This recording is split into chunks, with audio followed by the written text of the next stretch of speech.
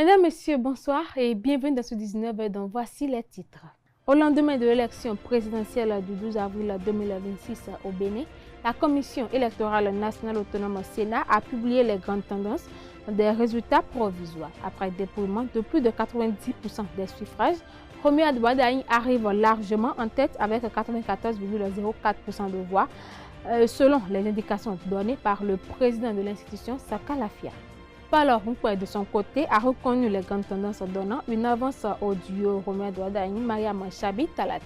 Dans un communiqué, il a salué cette dynamique, adressé ses félicitations aux candidats en tête et appelé à un exercice du pouvoir basé sur le dialogue, l'unité nationale et la prise en compte des aspirations des populations.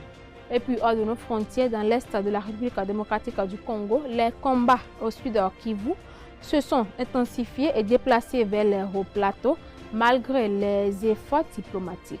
Les affrontements impliquant notamment le M23 font de nombreux blessés et aggravent la situation humanitaire. Apprenti chauffeur, 500 pieds. Oui, 500 pieds.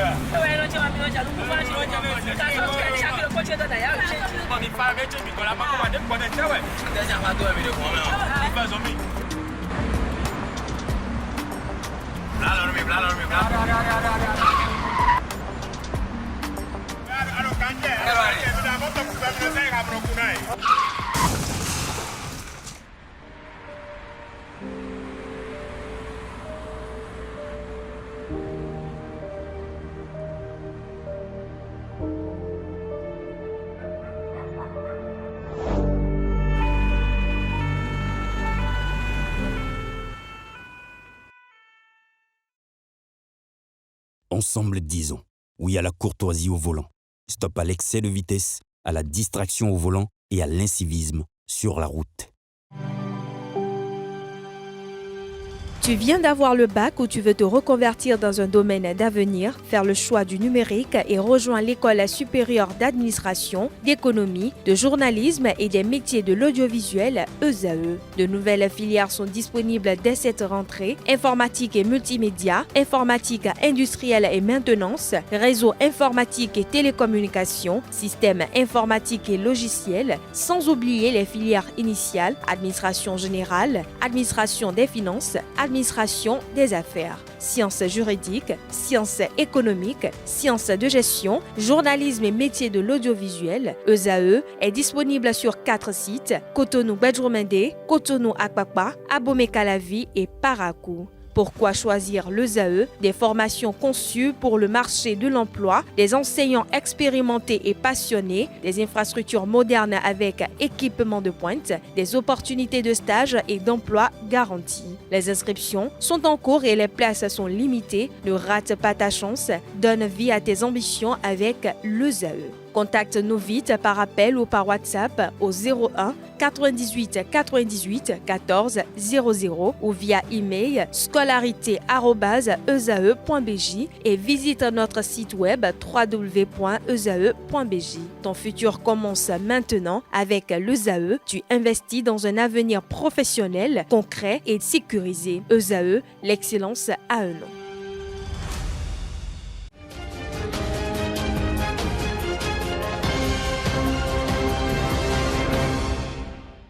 Mesdames, Messieurs, à nouveau bonsoir. La Commission électorale nationale autonome Sénat a rendu public les grandes tendances de la présidentielle dans la nuit du 13 avril 2026. Après dépouillement de plus de 90% des suffrages, elle annonce Romuald Wardani provisoirement en tête avec 94,04% des voix. Les précisions avec le président de la Sénat, Saka Lafia, dans cet élément signé Anaël Vianney-Dou. Considérant que les opérations de vote pour l'élection du duo président et vice-président de la République se sont déroulées le dimanche 12 avril 2026 sur l'ensemble du territoire national et dans les centres de vote à l'étranger, considérant que malgré quelques velléités de perturbations signalées dans certaines localités du nord du pays, la réactivité et le professionnalisme des forces de défense et de sécurité ont permis de sanctuariser le vote garantissant ainsi à chaque citoyen l'exercice libre de son droit constitutionnel, considérant la performance technologique de la plateforme numérique de transmission, laquelle a assuré une traçabilité inviolable et une célérité dans la remontée des données électorales, considérant que l'état de la centralisation a permis de valider les données de 15 814 postes de vote sur 17 463, soit un traitement de 90,55%, constituant une base statistique exhaustive, constituant que l'écart de voix entre les duos de candidats en présence revêt un caractère tel que l'intégration du reliquat de suffrage ne saurait infléchir l'ordre de classement, rendant l'issue du scrutin mathématiquement irréversible dès cette étape, décide. Article 1er. État de la participation. L'état de la participation au scrutin du 12 avril 2026, établi sur la base de 90,55% des résultats traités, est arrêté comme suit. Nombre d'électeurs inscrits 7 897 287. Nombre de votants 4 640 354. Suffrages valablement exprimés 4 522 756. Bulletins nuls 117 598. Taux de participation 58,75. Article 2. Proclamation des résultats provisoires par duo. Sous réserve de la proclamation des résultats définitifs par la Cour constitutionnelle,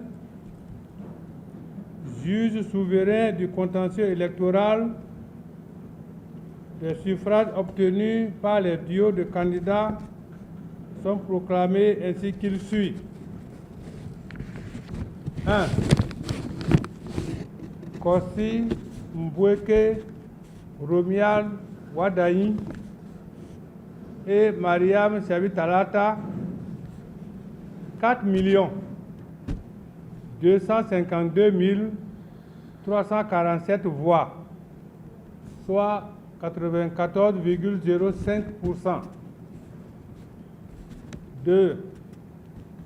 Paul Wunkwe et Roch Judicaël Mouaounou, 269 433 voix, soit 5,95% des voix.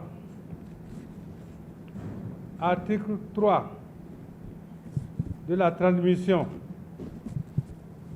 En application des dispositions des articles 16 et 19 du Code électoral, la présente décision, accompagnée de toutes les pièces annexes, est transmise sans délai à la Cour constitutionnelle. Article 4. Publication. La présente décision sera enregistrée, publiée au journal officiel de la République du Bénin et diffusée partout où besoin sera. Fait à Cotonou le 13 avril 2026. Signé Saka Lafia, président de la Sénat. Les résultats provisoires publiés par la Sénat confirment la large avance du duo Wada Talata, crédité de 94,4% des voix contre 5,95% pour le duo Hunkwe-Huanu. Une tendance commentée par Bertin Korovi, président de la dynamique Talent Continu, au micro de Francis Farami et de Nassirine Fatoumbi. Je suis tout simplement satisfait parce que je suis satisfait par le taux de participation. Il ne vous a pas échappé qu'en janvier, c'était la catastrophe. Nous étions à 36,93% de taux de participation. Cela n'a pas du tout honoré notre démocratie, quoique il n'y ait pas un taux seuil au Bénin pour qu'une élection soit validée. J'avais craint qu'on ait un taux similaire et nous nous sommes battus, enfin pas seuls, mais tout le peuple s'est battu pour que les Béninois sortent à y voter. Nous sommes à 58,75% de taux de participation. C'est d'abord ça qu'il faut célébrer. C'est la preuve que notre peuple est mature, n'a pas écouté les aventuriers, les vendeurs d'illusions qui appelaient leur peuple à ne pas aller voter. Et donc, je suis satisfait de ce point de vue. Aussi, le suffrage exprimé en faveur de mon candidat, Romuald Wadayi, de 94,05% est vraiment satisfaisant. C'est la première fois qu'un candidat a un tel taux depuis que nous sommes en train d'expérimenter le renouveau démocratique. C'est la preuve de l'adhésion des populations au projet de société de Romuald Wadayi. Mais aussi, c'est une grande responsabilité. Il a promis que nous allons désormais manger 3 fois par jour. Il va lutter contre la pauvreté extrême. Et c'est surtout pour ça que les populations ont voté pour lui. Il ne faudrait pas que ce soit une promesse électorale. Et ce sera très mal vu. Et cela aura des conséquences non calculables sur les élections à suivre. Et je compte sur lui pour réellement faire de telle sorte que les Béninois conjuguent la misère au passé. Je veux par contre faire remarquer aux populations que ce n'est pas du jour au lendemain. Et ce n'est pas Romuald Wadayi tout seul. C'est ensemble. Ceux qui croient qu'il a un arbre d'argent chez lui, à Kwenawa, ça c'est des histoires. C'est ensemble qu'on va travailler. Ceux qui avaient labouré 1 hectare doivent désormais faire 2 hectares.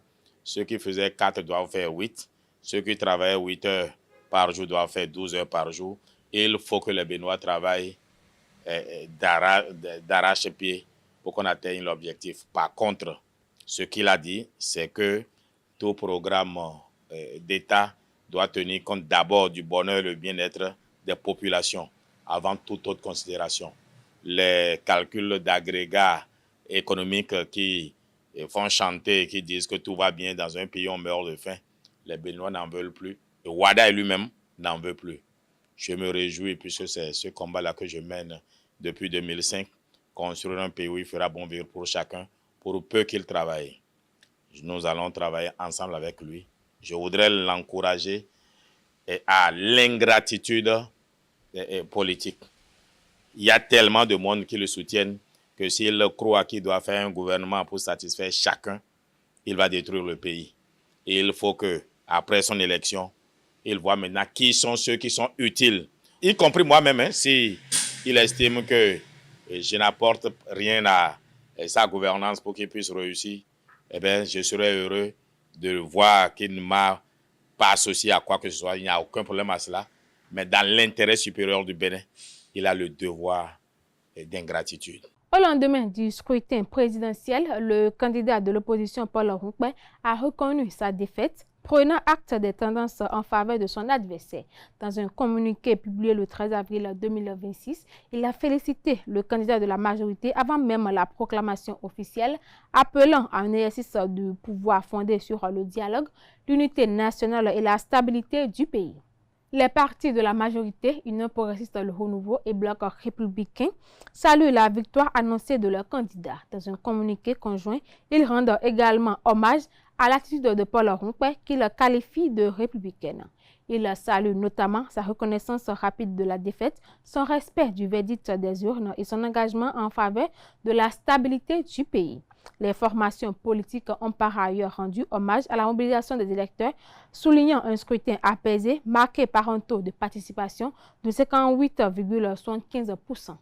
Réagissant à la reconnaissance rapide de sa défaite par Paul Rompé, Bertin Korovi salue un geste responsable contribuant à préserver le climat de paix. Il s'est exprimé au micro de Francis Fahamé de Nassirine Fatoumé. Paul Rompé est entré dans l'histoire. C'est même par ce fait-là que Paul Rompé montre qu'il est un bon homme politique, un bon homme d'État. C'est ce qu'il fallait faire, il l'a fait. Il a fait grandir notre démocratie. Sous d'autres cieux, l'opposant se met à chialer, et à crier, à se plaindre. Paul Rompé a toute ma considération. D'ailleurs, avec 5% qu'il a eu, il donne de la 5,95%, donc 6%. Il donne de la valeur à notre démocratie. On n'a pas eu un candidat qui écrase l'autre. Ils n'étaient que deux, ce qui peut justifier que un soit à 95 ou bien à 90 et l'autre, cela s'expliquait. Mais Paul Rompé n'a pas démérité. Si Paul Rompé peut récupérer certainement son argent sous d'autres cieux, quand vous avez 5% de taux de participation en votre faveur, on vous rembourse votre investissement. Je félicite Paul Rompé. Et pour moi, il est plus important pour Wadaye et pour la démocratie béninoise que ceux qui sont tous venus à la dernière minute et encombrer, et ma foi, le rang, comme jusqu'à ce que Keita Paul ait pris peur, a dit que lui va mettre fin au rang. Voilà. Le peuple béninois doit être fier de lui-même et savoir que la démocratie est un apprentissage. Il n'y a pas d'élection parfaite nulle part au monde.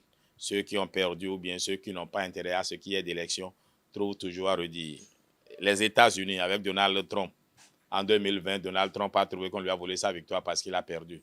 Ceux qui ont perdu une élection ont eu des reproches à faire au système. Donc, ne regardez pas ceux qui font des jérémiades, ce n'est pas bien important, ce n'est pas bien grave.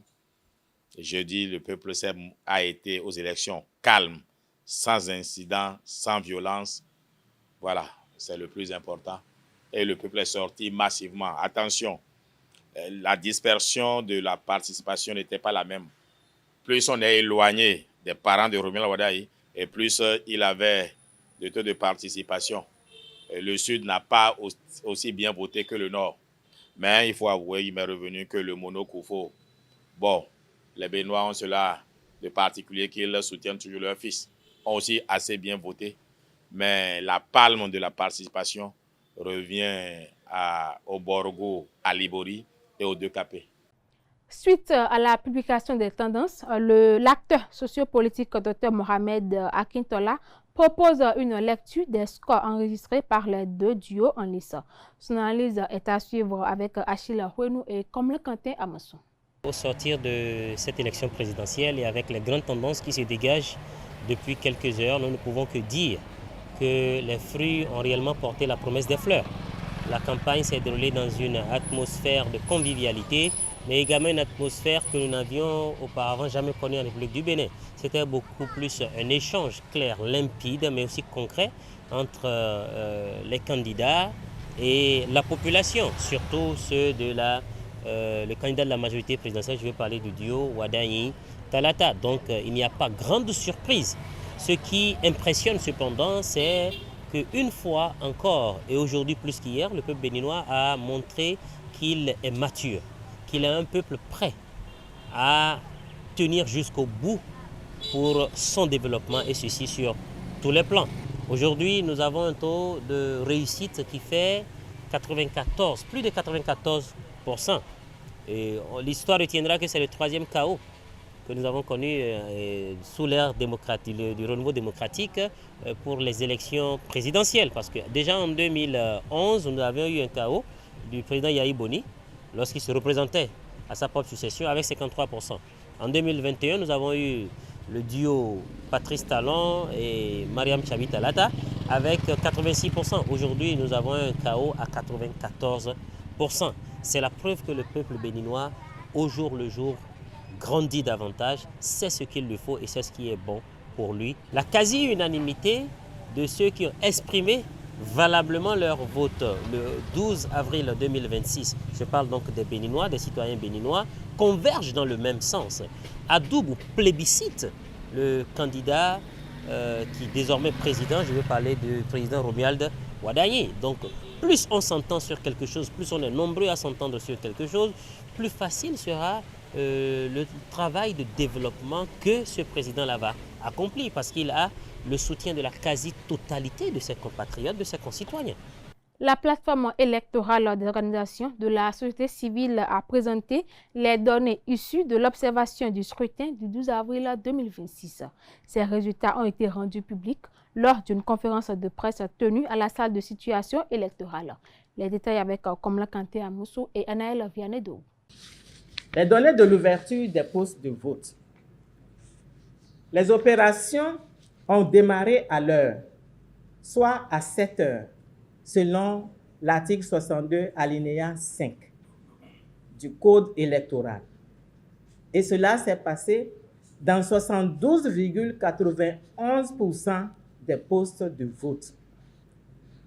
23 postes de vote sur les 1200 observés ont démarré avant l'heure dans 10 départements sur les 12, à savoir le littoral, Ouémé, Zou, Atlantique, Colline, Donga, Borgou, Alibori, Atakura.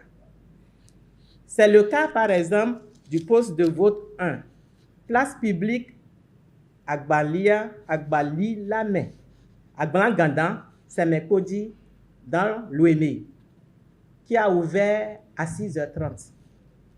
Au titre des postes ayant accusé du retard au démarrage, on peut noter le poste de vote EPP, Calais, Kinwou, Ouné, Banikwara, dans la Libori, qui a ouvert à 9h29.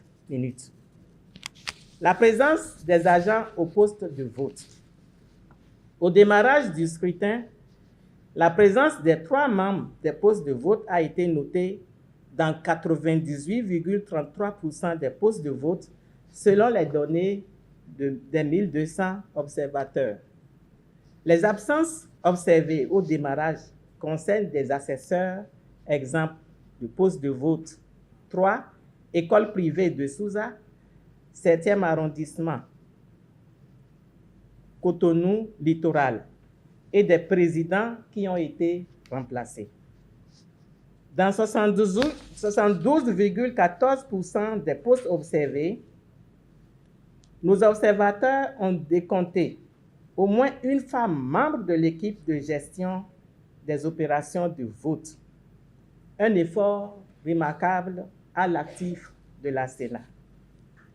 Le matériel de vote, il était disponible pour l'ouverture et en quantité suffisante dans 99% des postes de vote selon les données de nos observateurs. Des indisponibilités de matériel de vote à l'ouverture ont été observées à EPP Setchidika, Dassari, Materi, Atakura. EPP Sanworusu à Ogamouin, dans la commune de Perere, Borgou. La présence des délégués et des candidats. Au démarrage du vote, les délégués des 2 duos en liste étaient présents dans 70,77% des postes de vote. Cette présence des 2 duos s'est renforcée au cours de la journée et est passée à 72%. La présence des forces de défense et de sécurité, elle a été remarquée dans 88,5% des postes de vote couverts selon nos données. Les forces de défense et de sécurité étaient aussi présentes sans influence du scrutin. La présence des observateurs nationaux et internationaux. Durant le vote, nos observateurs ont croisé d'autres observateurs et superviseurs dans 68,14% des postes de vote observés, selon les données de 1199 postes de vote. D'autres observateurs internationaux, CEDEAO, Union africaine, OADEMO, OIF, et nationaux, à savoir CBDH, CAP-COSEP, ont été notés. Nos observateurs ont aussi rencontré des délégués de la Cour constitutionnelle. la participation des femmes. Dans 99,49% des 1199 postes de vote observés, les femmes présentes ont voté librement. Le président de l'Assemblée nationale, le professeur Joseph Fifame Djokbenou, a accompli son devoir civique lors du vote du 12 avril. Il a salué la mobilisation pacifique des électeurs ainsi que leur engagement en faveur du choix d'un projet de société. Ces propos à suivre dans cet élément. 10h06, ce dimanche 12 avril 2026. Nous sommes au centre de vote de l'école primaire publique Toyi-Zanli 2, dans l'arrondissement de Djegbe, commune d'Abomey. Professeur Joseph Fifame Djokbenou, lui-même, au volant de cette berline, s'immobilise dans la cour de cette école pour honorer le rendez-vous des urnes. En cette matinée, où le Bénin ébauche le prélude du premier septennat de son exécutif, le bulletin du président de l'Assemblée nationale ne manquera pas à l'heure du dépouillement. Porté par le devoir, il avance au poste de vote 2 de ce centre. Entre les formalités au niveau des membres du poste de vote et l'isoloir, le professeur Joseph Fifame Djokbenou, en quelques secondes, revient vers l'urne pour lui confier le secret de son vote. C'est bon. Mission accomplie pour le citoyen qui porte aujourd'hui la représentation nationale. Une nation dont il salue la maturité en ce jour de l'élection présidentielle. Je salue cette conscience citoyenne, cette conscience politique, cette conscience patriotique. Nous sommes en train tous de voter dans la paix et c'est le premier gain. Nous sommes en train tous de choisir un projet de société, c'est le deuxième gain. Et je pense que nous allons tous contribuer après ce scrutin à la réalisation des objectifs majeurs de notre pays. Au soir de ce 12 avril, la voix du peuple dans les urnes se fera souveraine. D'Abomey, le président Djokbenou a laissé la sienne et est reparti dans l'espoir que son choix sera celui porté en écho par la majorité des Béninois qui, comme lui, sont allés voter. Dans l'actualité culturelle et artistique, le jeudi 9 avril 2026, au lendemain de la déclaration de l'ancien président Nicéphore Soglo, faisant référence au discours sur le colonialisme de Aimé Césaire, figure majeure de la négritude, ce dernier a été mis à l'honneur à l'École internationale de théâtre du Bénin. À travers la projection du film Aimé Césaire, La force de regarder demain, suivi d'un échange avec le professeur martiniquais Roger Thompson, étudiants et passionnés ont revisité l'héritage du poète. Le point avec Carles Kitome, Elsie Hassan et Rosvine Poutance. D'un rêve, de pierre en pierre, j'ai buté jusqu'à ton seuil, ô mort. Dévalant et te citant, bédoré, ravi la couleur. Cet extrait de Aimé Césaire dit par l'acteur et metteur en scène émérite et ancien directeur du FITEB, Tola Koukoui, ouvre une belle fenêtre sur l'œuvre de l'artisan de la négritude. Je dirais un moment de réimmersion. C'est rassurant, c'est nostalgique, à la fois nostalgique, actuel et factuel. Donc c'est se remémorer, surtout en ces temps où l'intérêt est beaucoup plus porté sur ce que peut créer l'homme en matière d'économie que l'universel humain. Ça fait du bien de pouvoir recentrer l'homme au centre de tout ce qui est fondamentalement créé pour lui. Parce que moi, c'est ça qui m'a amené à travailler sur cette pièce mythique intitulée Discours sur le colonialisme que j'ai rendu, enfin, juste un bout aujourd'hui lors de cette conférence-là. Et je me dis que c'est avec beaucoup d'émotions, c'est avec beaucoup de sentiments que je déploie ce texte-là lorsqu'il s'agit de le dire. Parce que compte tenu de la poésie, du langage textuel de ce texte, lorsque vous l'entendez, lorsque vous réécoutez, lorsque vous analysez les contours et autres paramètres, vous trouvez que, en fait, ce texte, ça parle d'aujourd'hui et ça va parler demain, ainsi de suite. L'ambassadrice de la République arabe d'Égypte est admirative devant l'initiative. Ce sont des sentiments variées, différentes. J'avoue que pour moi, c'était la première fois que je connais Aimé Césaire.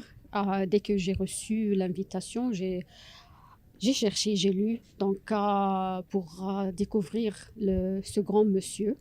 Les trucs intéressants, c'était les relations avec l'Afrique, avec les décolonisations, la colonisation, comment on garde comme Africains, on garde toujours l'Afrique avec nous.